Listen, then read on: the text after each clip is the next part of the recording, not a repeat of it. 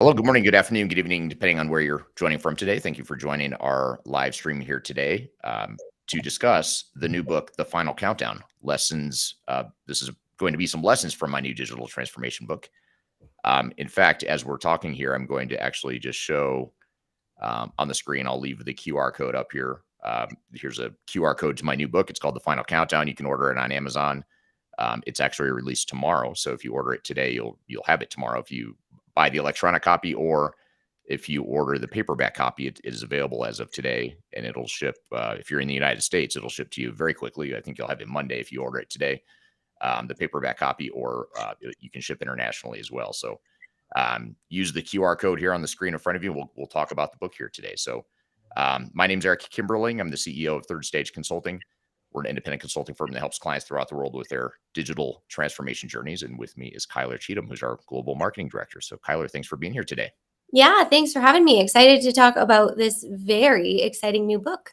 Yes, I'm excited too. And you were instrumental in helping put this book together and get it to the market. So, we thought it'd be great to have you here for the first few minutes. You'll be on for the first 20 minutes of today's Mhm. discussion. And then we are going to let the audience take over the conversation from there and ask whatever questions they might have. So I guess just to start, I'll give you a quick preview or kind of an Mhm. overview of the book and then see what questions you have, Kyler. And certainly the audience, we'd love to hear your questions as well. Just what kind of questions you have about the book or about digital transformation in general, that sort of thing. We'll make sure answer any questions you have. Um, so the book, and actually before we jump into the book and kind of give an overview of it, I'd love to hear from the audience where you're joining from today. Mhm. So what city and country are you in? I'd love to hear from you. Kyler and I are both semi close to one another in Colorado in the United States, but I know we've got a global audience, so it's always fun to see where everyone's joining from. So let me know what city and country you're joining from today, and whatever city or country you're in today. It's highly likely that you'd be able to order either the paperback copy or most certainly the electronic copy of this book. In fact, if you order this book electronically today before it's actually released tomorrow, it's actually half price today. Mhm. The pre-sale ends tomorrow when the book is actually released, and you can get it for free, or not for free. I've got a free copy, but I have I have special connections for that. But you can get it for half price on the Kindle electronic version. Even if you don't use a Kindle device, you can use it on an iPad or iPhone, any sort of Apple product as well, Google product as well. You just need the Amazon app, or the Kindle app, I should say, to read it. But if you download the Kindle app, you can buy the Final Countdown. It's $4.99 today, and then the normal price tomorrow, once it's released, goes up to $9.99. And then the paperback copy is, I believe, $24, and you can order that today as well. They're starting today. It just went on sale in the paperback format today. So, all that being said, I'll give you a quick overview. Just tell you, I've got a copy of the book right here. I've read it. I've also wrote it. But the general gist of this book, and the reason I wanted to write this book, it's my first book. I've written small form ebooks, but never a full length book. And this book is about digital transformation and primarily focused on digital strategy. So it's really focused on how to define a technology and a modernization, ERP, whatever kind of technology initiative you're considering for your enterprise. It talks about how to define a strategy that's aligned with what your needs are. And so, because we're a tech agnostic company, and I pride myself being tech agnostic in the industry in general, it's not focused on any one type of technology. It's not focused on one specific technology, methodology, and that sort of thing. It's more focused on defining the roadmap and strategy that fits your organization. And it's really broken down into there's sort of three sections to the book. And you hear people talk about people process technology, and how people process technology is what makes a transformation succeed. And those are the three pillars that we talk about in the book. And it actually starts off setting the stage for sort of just general strategy perspective, as far as some of the challenges with transformations, why they're difficult, what the critical success factors are. And then the book gets a little bit more prescriptive in talking about how to address people process technology and what specifically to do to get started in each of those areas. And actually, we flip it around a little bit. We start off talking about process first in the three sections of the book, primarily because it's semi-sequential. You define your processes first, which then leads you to the people side of what the impact is and how to address those changes, and then that leads into the technology and the technology piece and how you would deploy technologies to support those people and process changes. So that's the general gist of the book, and there's a lot of different frameworks we unpack in the book, and a lot of analysis behind that. Some case studies in there as well to talk about clients that I've worked with and we've worked with over the years, and describing some of the successes and some of the challenges that organizations have had with their digital strategy initiatives. So that's the gist of the book. It's about 200 pages. I think it's really good. I try to make it very simple and easy to understand, and I try to make it fairly prescriptive in terms of steps and actionable items that you can take to your organization to use to deploy or to define a digital strategy for your organization. So that's the general gist of the book. I'd love to hear questions from the audience, but what questions do you have, or what are some of your observations from now having digested the book a bit, and now that it's actually being released? What are some of your thoughts, Kyler? Yeah, absolutely. Well, first and foremost, congratulations. This is a really big step. I know it's been something that you've been wanting to do for a long time now, but you've been doing other things like running a global company and such. So you've been a bit busy. So I'm really happy that you were able to really get your thoughts down and impact the overall conversation. I think my favorite part about this book is it's not just about digital transformation strategy, it's also about corporate strategy. And I want to read a quote, but before I do, if you're interested in a sneak preview of this book, we actually did a few chapter readings on our ground control podcast. So you can find that by searching Transformation Ground Control wherever you get your podcasts. It's the second segment. We did chapters 1 and 2 last week, and the week prior, we did 9 and 10, which are my personal favorite chapters because you guys know I like the human side of the elements in part 3. So just a little snippet there if you're interested, but definitely pop your questions or comments in the chat right here, and we'll be able to address them rather here and on ground control. But this quote specifically, I think, kind of summarizes it. And it says, in today's digitized world, our corporate strategy and our digital strategy are nearly one and the same, and we cannot define one without the other. So very wise kind of Jedi speak there, if you will. So, why did you feel as though it was almost as important to talk about aligning and formulating a succinct corporate strategy as a digital strategy? Yeah, that's a great, really good question. It's an important point too, because so often organizations go off and define a technology or digital strategy that sounds good in theory, but it's not aligned with who they are as an organization. And that same digital strategy or technology roadmap might make a ton of sense for one organization, but it could be a complete train wreck for another just because it doesn't necessarily fit what the organization's trying to do. So I think there's two things. One is you want to make sure that before you get started in getting too far into your transformation, you have that alignment as a team as far as what is it you're trying to accomplish as an organization as a whole. And I think most organizations have a decent sense of that. I mean, we don't go into situations that often as consultants where the company is a complete mess and just has no idea what they're doing. I mean, sometimes that's the case, but that's usually if that is the case, they've got bigger fish to fry or bigger problems than trying to figure out how to modernize technology. So usually companies, at least in their heads, know either because it's been articulated and documented or because they just are somewhat aligned on what the general strategy of the company is. But where the breakdown happens is translating that into a digital strategy and roadmap that fits that strategy. And too often organizations get enamored by the marketing messaging and the marketing machine of the software and tech industry, which suggests that there's one size that fits all.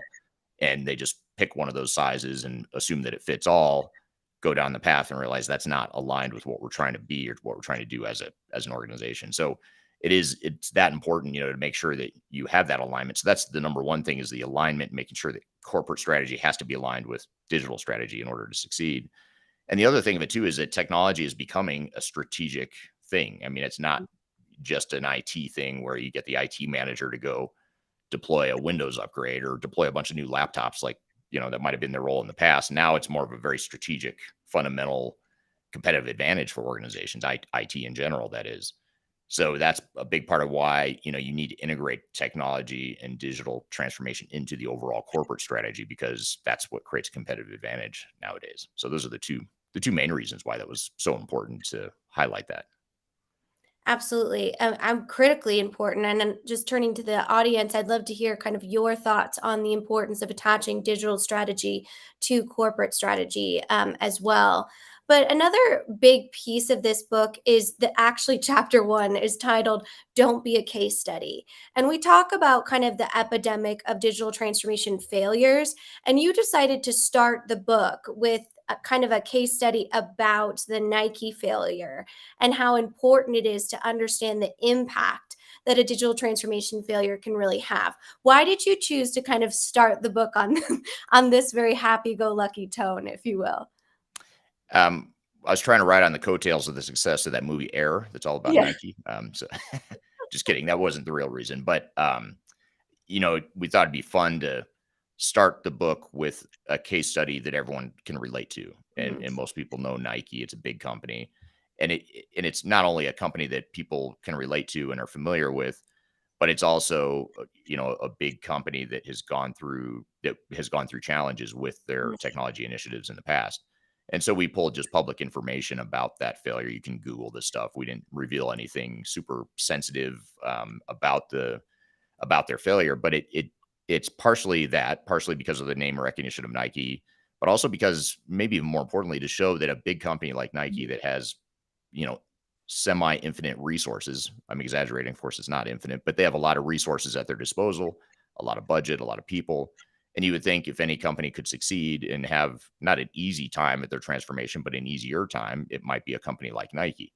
But, the case study shows when you read that in the book, it that's not what happened. They struggled and failed in their attempts with digital transformation. Now to be clear, there's been if you watch what Nike's done technologically over the last 10 or 20 years, they've had a lot of successes too. So I'm not picking on Nike and say they are a disaster. They fail at every technology initiative they go through, but they did try to go through a big ERP implementation that failed, and it Mhm. affected their sales. It affects their um, our ability, your ability, my ability. We're both, you and I are both parents of kids, younger kids, and athletic kids that are Mhm. interested in Nike. And so just knowing that technology can impact both positively and potentially negatively if you don't handle it right was an important part to really bring it to life to start the book, and then get into why the failures happen, and then get into what you can do to be more successful in your initiative.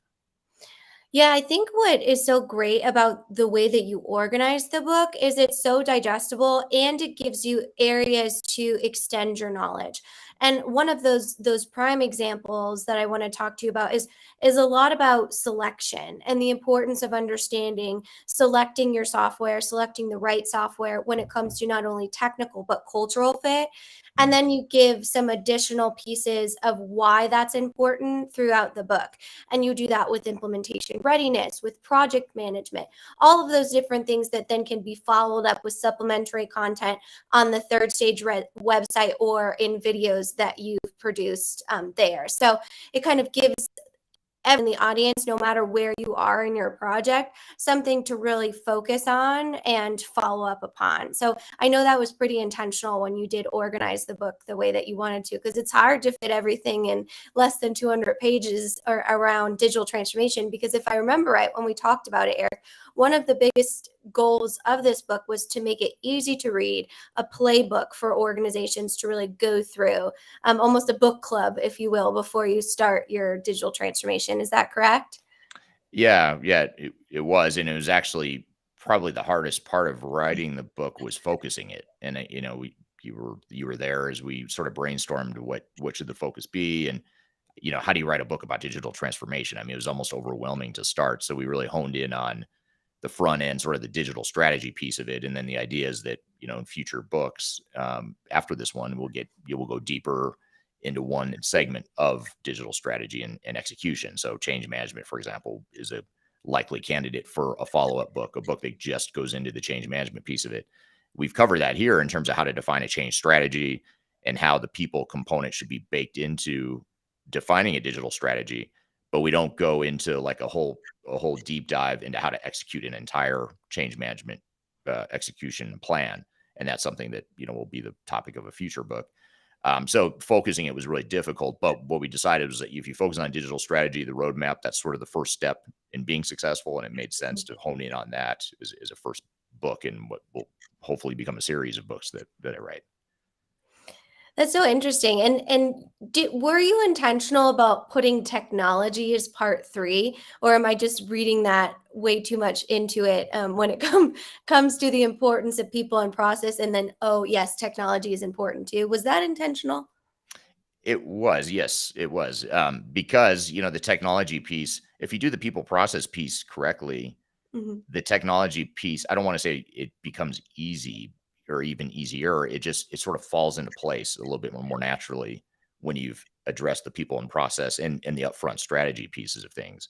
It's when you don't do those first two pieces and you jump straight to the technology, you're sort of shooting in the dark. There's plenty of options for sure. I mean, you'll find plenty of technology that supports what you think you need for an organization, but you'll end up going down a bunch of rabbit holes you don't necessarily need to, and that's where you end up in a money pit. That's where you end up in a project that goes completely off track. You lose track of scope, spend too much money, you don't get the business value to show for it. All that stuff is what happens when you don't have the people process pieces laid out up front. When you do that, though, what's crazy is it makes the technology, it puts guardrails around the technology, and the technology just makes more sense. And then you can get real excited about technology. I know I'm a little bit critical of technology at times because I think there's too much focus on that, and people get enamored by the bells and whistles, and they forget the basic fundamental aspects of what they're trying to do as a business.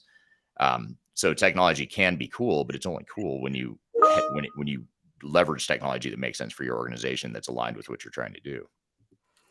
Absolutely. And I know a big piece of this book when we talk about using all of those three parts or three pillars together is creating a movement around transparency. So being transparent, I just want to straight up ask you, did anyone help fund the publishing of this book? Was any vendor involved in your top 10 list that you put in here or your new top 10 list of 2024, which is also in the book as well? Just tell us straight up. Was anybody involved in this but you? Well, people were involved from third stage, like yourself and others, and outside the company helping publish it. But as far as software vendors and technology input, no, there's no SAP, Oracle, Microsoft, Snowflake. None of these guys financed the book or contributed to the book at all, or had any sort of input in the book as well. I will say, however, that I forgot who I was telling. I think I was mentioning this to our podcast guest this last week, just on Tuesday. I feel like in writing this book, I was really just, almost stealing ideas that I've learned from other people over 25 years. Sort of like parroting back everything I've learned from, dealing with hundreds or thousands of different clients over the years and hundreds of different consultants and, people I've worked with and other thought leaders I've respected in the industry. So made it a little bit easier in that regard to write. And like I said, the hard part was narrowing it down to a focused single book. I mean, that was the hardest part, was just the focus there. But to your point, no software vendors had any input or financing in this. We self-financed it. We self-published it. We didn't even have a book publisher that put any sort of pressure on us to write a certain kind of book.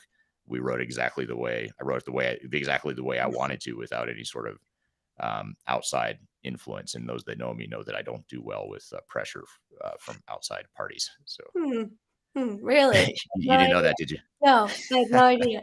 No, no, no. Well, big congratulations, and I'm gonna leave you with this question. Okay. When I turn it over to the audience, so audience, I'm counting on you. It looks like we've already got some great questions coming in or some great comments for Eric to address. But if you had to pick one objective, and I always like to box you into the one, I'll let you take top three if you want to. What would be the one objective you have for the impact of this independent and agnostic playbook, the final countdown? Well, my one hope is that people read it and it sort of crystallizes and gives them confidence to get started on the right path. I mean, I don't proclaim that this is going to give you every answer you could possibly ever have about, or address every question you might have about digital transformation. What I hope it does is, if someone reads this and says, okay, I kind of get it. I kind of know where I need to start and how I need to start and how I need to think about these transformations. And I'm really, it's sort of like a confidence builder too. I think a lot of organizations, because they don't do digital transformations every day, they feel like, well, I better just go hire a bunch of consultants that don't have my best interest in mind necessarily. And especially if you're talking about technical consultants that specialize in selling a certain type of software, you do that. And because you don't know it better, you don't know a lot about transformation, you end up in this sort of learned helplessness mode, and that leads to a lot of bad decisions and problems with transformations every day. So my hope is that someone has this book and has the confidence to say, okay, I'm a CIO or a project team member, I can own this, I can do this. I don't have all the answers, I do need outside help, but I at least have a plan of attack of how I'm going to own this. And so my hope is that people read this and feel more confident in their careers and in their roles on these sorts of projects.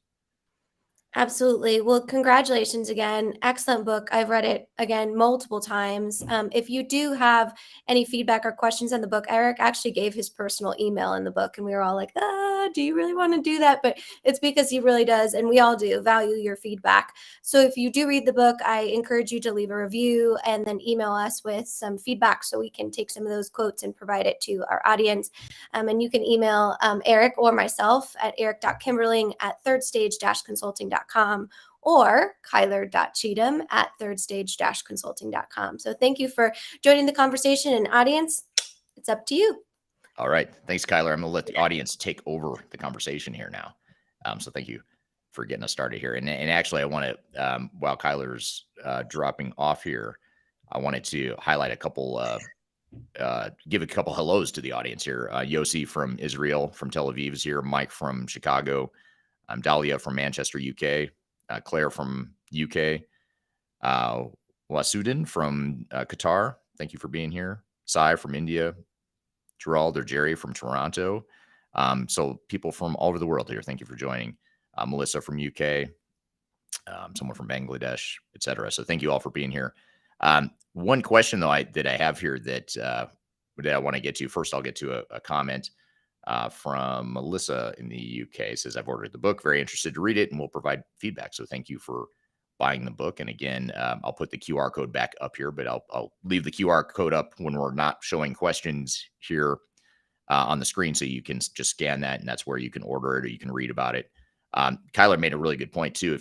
When you read the book, or as you get started reading the book, if you could drop a review on Amazon, that's a huge help. Actually, it helps the algorithm, and it helps obviously get the word out about the book to more people. So that would be the one ask I have. I try to put this book out at a reasonable price in the hopes that more people read it, put reviews on Amazon, and also share the book and get the word out, or help get the word out with others. So I'm kind of relying on everyone here listening it to be sort of an army of promoters for this book to help get the word out. And I really appreciate everyone doing that. The question here, this is a really good question that I wanted to make sure I get to. This is from LinkedIn. And the question is, is the book focused solely on big organizations, 9 to 10 figures in yearly revenue, doing digital transformation? And that's a great question. I'll answer it just more generally than that in terms of, is this a book that, is only for big companies or small companies or mid-sized companies? The idea here is that this is a book that should apply to any size organization. So it's not just big companies or big projects. I think certainly you could scale some of these concepts up to a big project, or you could scale it down to a smaller one. I think the big difference here is, I think whether you're a small, tiny organization going through a transformation, or a big multi-billion-dollar company that's global, or somewhere in between, regardless, you're going to go through the same sorts of steps. Now, the complexity of those steps and how long it takes you and how difficult it is to do each of those steps might scale up, for larger organizations, or might be a little less complicated for smaller organizations, but the general ideas are the same. It's also, affects, how much outside help you need to execute on these different concepts is going to vary depending on the size of the company. But the general concepts themselves, I would say, would apply to anywhere from a $5 or $10 million company in annual turnover or revenue to a $5 or $10 billion dollar company, or a $100 billion company. These are the same concepts that you would apply. And that's really the beauty of why I wrote the book from a tech agnostic perspective, because this isn't about how to deploy SAP or how to deploy NetSuite or how to deploy QuickBooks or, insert technology name here. The whole idea is to take these general concepts and use it regardless of what technology vendors or types of technologies you might be considering.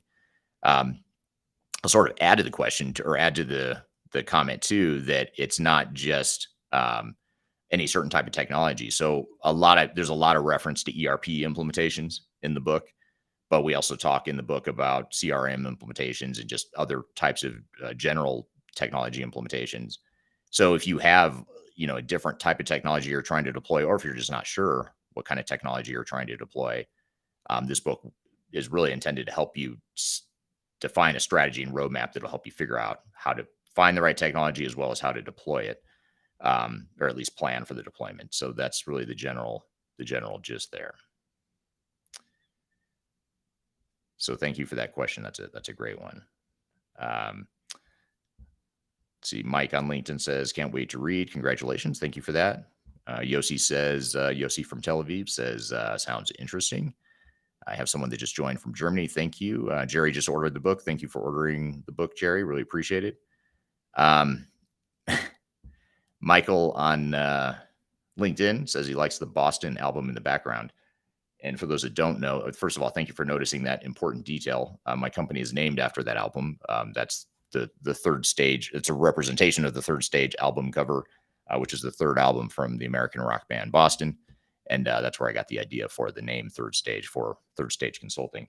And actually the subtitle of the book too, if you look at the cover, it's the subtitle, Strategies to Reach the Third Stage of Digital Transformation. And that's an important part of what we talk about in the book too, which is the different stages of transformation, and how it's a lot like a rocket launch analogy, where the first two stages are important. You need to get through the first two stages of a rocket launch or transformation. But it's the third stage, launch of a rocket, that really gets a rocket or a satellite up into orbit or up into space. So that's the really important, that's sort of the analogy behind the company, as well as, that's why we talk about the final countdown as a title for the book. And actually, of course, it's also a rock and roll reference itself. Everything I do seems to have a rock and roll reference, or I prefer that it does. The final countdown, the idea came from the song. I'm a big 80s rock, a child of the 80s, and enjoy 80s rock. And the final countdown is a song I grew up with, and I thought it'd be a great book title. So I stole the name of the title from the band Europe. So hopefully they don't sue me over it. And you can also go to thefinalcountdown.com, by the way. That if you go to thefinalcountdown.com, it takes you to the page where you can order the book. And like I said, I'll put up the QR code here again in a second. Someone on LinkedIn, I don't see who it is, but I see that someone on LinkedIn said, looking forward to a good read, and good to hear it relates to small and mid-sized enterprises also. Good luck with sales. So thank you for that. Here's a question from Mike on YouTube. Anything about the local government special district market? I know there's a lot of overlap, but there's also differences compared to for-profit enterprises. That's a great question. We do have some reference to nonprofit or public sector organizations in the book. Some of the case studies, I'd say most of the case studies probably are more for-profit, commercial types of organizations. But there are some references to government and public sector needs as well. But again, I try to make this book with mass appeal, so it wasn't focused on any one industry. It's not the type of book that's only going to apply to you if you're for profit or if you're just government or public sector. It's meant to be a general roadmap that you can use for any sort of industry, and any sort of technology you might be considering too. I know in government, there's just different technologies. You're looking at a totally different short list of options typically than a manufacturer of steel, for example, or a Nike or whatever. But the idea is that regardless of what type of technology you're trying to deploy, and regardless of what industry you're in, these practices are going to apply. Yossi says, I love the way you include Third Stage as part of the book name. Thank you for that. We have a good marketing team that's good at stuff like that. So I guess I have a question for the audience here. I'd love to hear your feedback on, and while I'm asking this question, I'll put the QR code back up here. But I'd love to hear from the audience what topics within digital transformation are of most interest to you, particularly if you look at the people, process, and technology sides of a transformation. I'd love to hear from the audience, what is of most interest to you, or what do you struggle with, or what are you striving to learn the most about?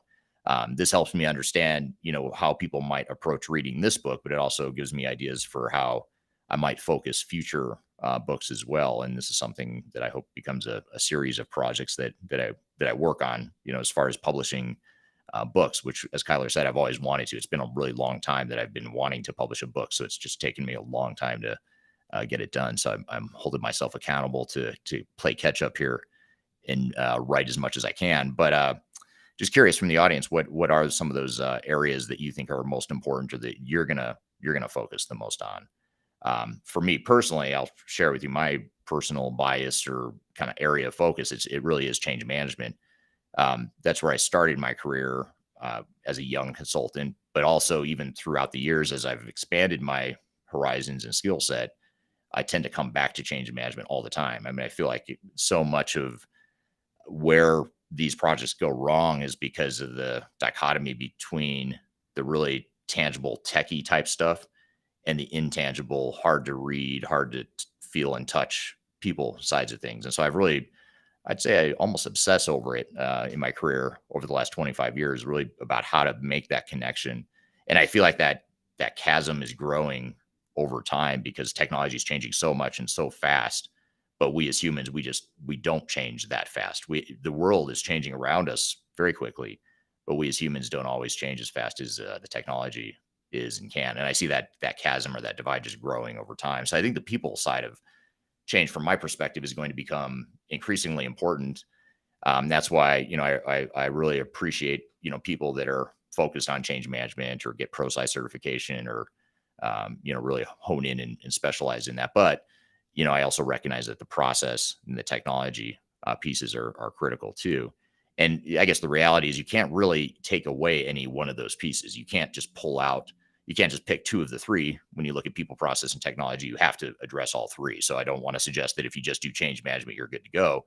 But change management, just in my opinion, seems to be the one that's the hardest for people to grasp and get a handle on. And it very much is sort of like an iceberg phenomena where organizations, all they seem to see is the tip of the iceberg of what change and change impact is going to be, and they end up crashing into the iceberg as they go further into a project. So for that reason or those reasons, I think the change management piece is really important. But if you do really good change management, but you don't have a good technology roadmap, or you don't address the process, the business process and operation side of things, it doesn't do you a whole lot of good to do the people piece really well. So I guess the real message here is you have to address all three, but still love to hear from the audience what you think is most important.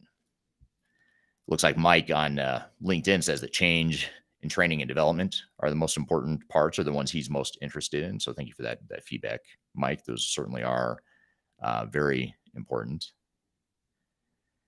Here's a question or a comment from LinkedIn that the topic of interest is how to quantify the added value over time, cost reduction, increased output, productivity, et cetera, for the company undergoing the transformation. So that's a really good point, because that is something we cover in the book. We get into a bit about benefits realization and how to define metrics for digital transformation and define that vision of what it is you want to accomplish. Because really, what you're talking about here, this value over time, it's important, certainly from a benefits realization and an ongoing execution perspective, to make sure you get the most value that you can out of the technology investments. But up front, you have to define that stuff and understand, not just to justify the project and get board approval or management approval for a project or a digital transformation, but also to set expectations and to set a set of parameters and a roadmap for how you're going to achieve that business value. So that's a great point. That value over time is super critical, and something that is covered in the book as well. Here's an interesting point from Yossi on LinkedIn. Yossi says many people ask how to select the best software systems while making sure it's future proof against market dynamics, accelerated growth, etc. And that future proof word is it really any sort of buzzword that the industry creates. It creates like this adverse reaction. I start to get like a tick and I start to freak out a little bit. I don't know why. I just have this weird adverse reaction to any sort of buzzword. But the word future proof is an important one that the industry has created. The reason I don't like that word, though, is because you can't future proof. I mean, the future is going to change and the world's going to accelerate. And it's a little bit misleading for the industry to suggest that if you future proof something, you're good to go and you don't have to worry about future changes. I know that's not what you're saying, Yossi, but the term in general oftentimes gets interpreted that way and used as sort of a sales message of, if you deploy our technology, you're future proofing your organization.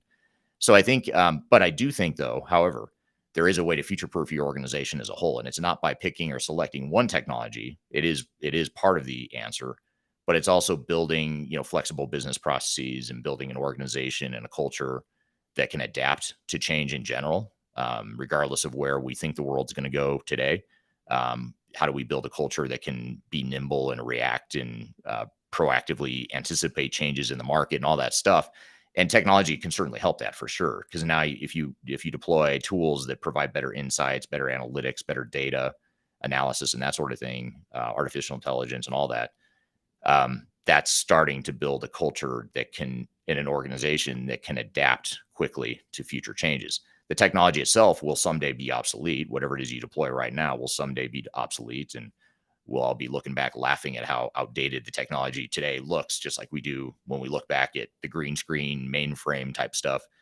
So the technology will change, but we can use technology to create that foundation or that operational and organizational foundation to ensure that we can adapt to change in the future. So I guess I would just maybe specify what future proof means to me, and talk about it from, again, the people, process, and technology perspective, because that's really the way you future proof the organization, is through all three pieces of that. You do need technology, but you also need the people and process pieces of it to do it. So it's a great point and great question. I'm going to put the QR code up here again, and I'm just going to leave it, and I'll just read you some of the questions, and won't necessarily show them all on the screen just because I'm having trouble going back and forth here on my side. This is from Michael on LinkedIn. Michael says the people side is always key. It needs to be of at least equal focus. So agree with change management as well. So Michael is saying that change management is the most important part, or at least the area that he is most interested in. Another comment from LinkedIn from, I'm just going to say Eli. I don't know if I'm supposed to shorten your name like that, or if it's a nickname, but I'll shorten it to Eli on LinkedIn because I can't pronounce the full name correctly, at least. The cost to digitally transform versus value, and then the time to break even. So that's another metrics, sort of business benefits focused area of interest and area of focus. So that's a great point.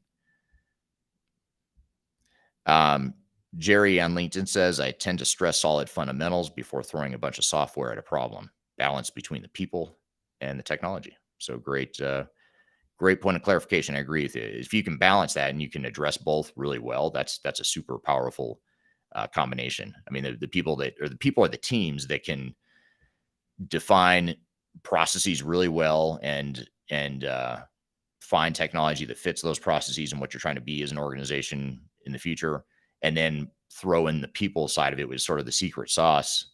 That combination, that mix, that recipe of all three is really important. And certainly people and technology are two major components of the three. So great points there. We're also dropping the links to order the book in the chat below. So you can scan the QR code here to get the book, or you can go to the links below, or just, if you forget or think about it later, you can go to thefinalcountdown.com, and that'll take you to the website to order the book. And again, the book is available electronically on Amazon, as well as starting today, you can buy the paperback version, which is what I'm holding right here. This is the paperback version. Shortly, there will be a hard copy version as well, but it's not available yet. I think it's available next week.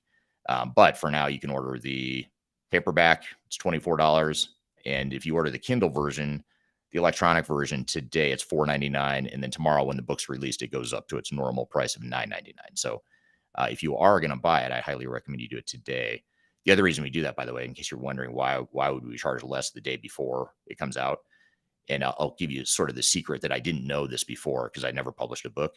But the more sales you have leading up to and including day one of the sale, that's what shoots your book up higher on the Amazon charts.